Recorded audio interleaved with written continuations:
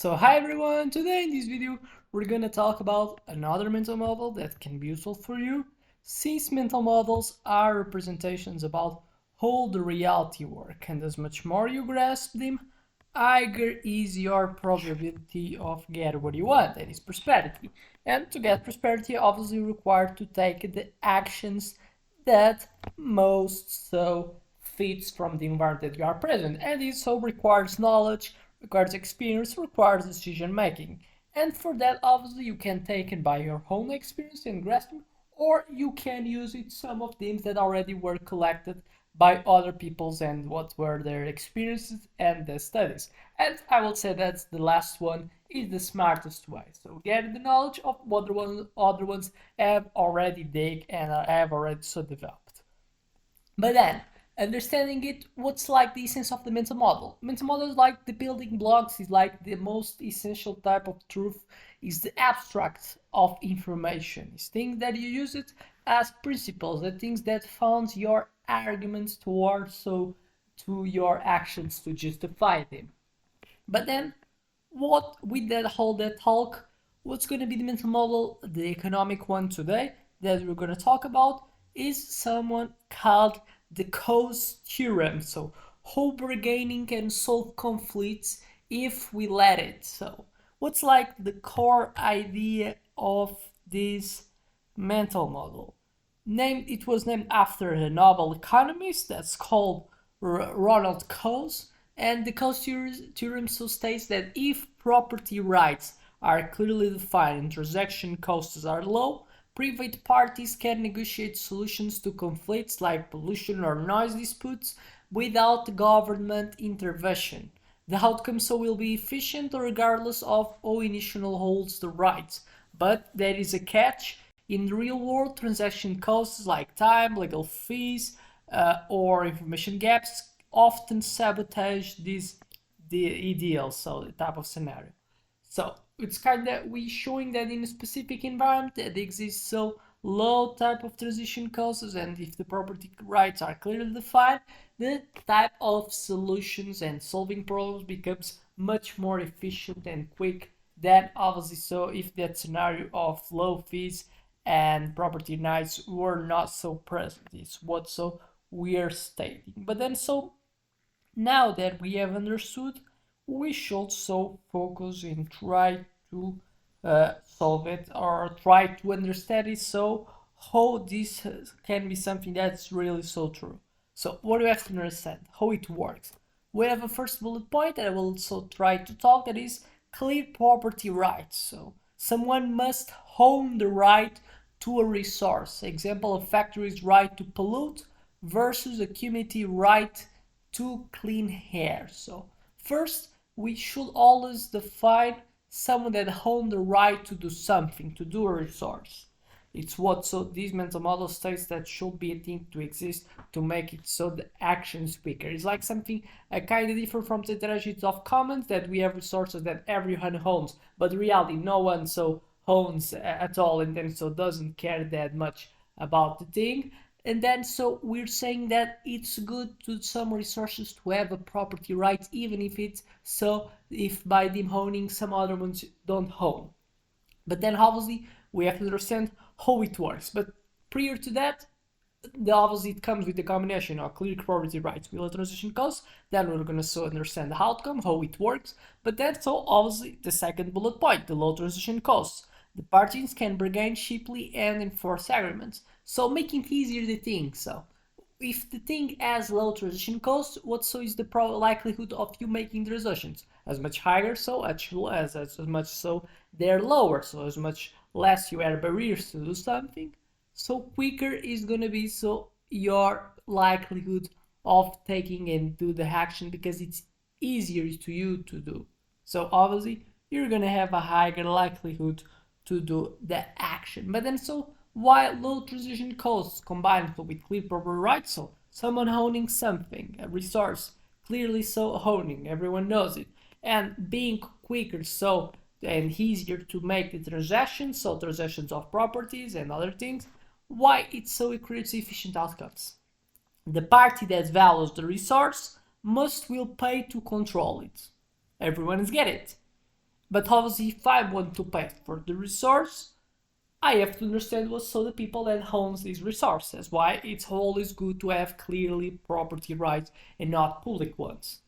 And all of the low transition costs, because it makes easier that if I have the willingness to buy it, it's quicker, it's easy so to buy it because doesn't exist bureaucracy, doesn't exist fees, doesn't exist like things as time that is needed to take so this transaction to happen. If it doesn't exist, make it quicker so to my willingness to remain over the time so to make the concretization of the process of buying. So and then I think it's kind of we understand so why is good and what's like is needed so to make the actions to occur is having and attributing things to people, making it easier to have private type of resources. So resources being private, certain the majority of them, and it's not making it so hard to make the transactions to happen. And obviously it comes so with the efficient outcome. So like example, if a factory pollutes a river, fishermen can either what so we have focused, pay the factory to reduce pollution if they value clean water more, accept compensation from the factory to tolerate pollution if the factory's profits outweigh fishing losses. So attribute things clearly and making things easier so to transactions between the parties, obviously making easier so their own type of incentives, making it easier so to concretize and so make the operations between them and not have so intervention of states that makes things more harder because a centralized power control a complex system, it so makes the system slow. What are like real world examples that probably are easier to be to understand so how this mental model works, of touching these bullet points and see how they combine they work so for your outcome. So example could be a night board. So how you could so use this example for a musician predicts light at night. If noise ordinances aren't clear, the neighbor can pay the musician to stop. The musician can pay the neighbor to tolerate it. The outcome depends on who values peace or music more. So see, it's easier to solve it because resolution costs are easier. So I can pay him to stop, or he can pay me to tolerate it. What's so gonna make it do the choice is my incentive if I think it values so, or if I prefer to pay or I prefer to get paid, but obviously by getting paid I have to take it. So it's easier because it's basically like putting the decision on you, is making it easier, widening your possibilities of doing things, making so this new type of way to solve problems being so more white and how to do it. And obviously it's because it's really so everybody understands what's their property. The musician, what's so the property that is having is making noise. My property that I have is that I can pay and I have money, I have my money that can I use it so to pay in order to get my objectives, that is in that case not getting so obviously bothered with the noise, but I can do choices. So I'm making these transactions. I not make it I not make a prohibition, and I cannot exclude this type of transaction to happen. They can do these accords, and if it's easier to them to do in an agreement or things, so making it easier to them to as well to make it validated. So in a potential scenario that one of the parties so doesn't fully what so was made in the agreement, then so obviously we have the type of intervention of other type of more centralized power that so makes it and solves it. So we have other examples like airline versus homeowners. Airlines want to fly over homes. Homeowners want quiet. In the USA, airlines own noise rights. Homeowners could pay airlines to reroute flights, but organizing thousands of people is costly. The transition costs so kill the deal. Tech patent wars. Apple and Samsung spent billions suing over patents. A Coasean solution? Cross-license patents, which they eventually did, once legal costs outweighed the gain. Environmental markets. Carbon trading lets polluters buy emission rights from cleaner companies, a Coasean system, if monitoring and reinforcement are cheap. So why it matters? Efficiency, private deals can resolve disputes faster and cheaper than lawsuits or regulations. Limitations, we have to understand that can have it. Real-world transaction costs, like tracking down all the affected parties, often prevents deals.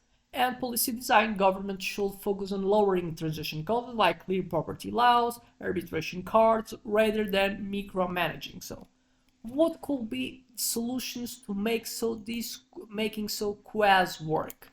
We have the simplified bargaining, use apps or platforms to connect parties like NOS-compliant mediation services, blockchain smart contracts automate agreements, like example the carbon credit trades to cut legal costs, class action bargaining, let representatives negotiate for groups, fishermen suing oil companies as example, and governments just as a referee assigning initial rights clearly, example you own the right to clean air, and let markets adapt. So it's what could be a new idea to manage this type of relationships between the private parties. So I expect these videos make you gain insights. I expect it was enough to have my like so the video and subscribe the channel, and feel free to see other videos that may trigger your interest. With that much more to say, just thank you and see you in the next one.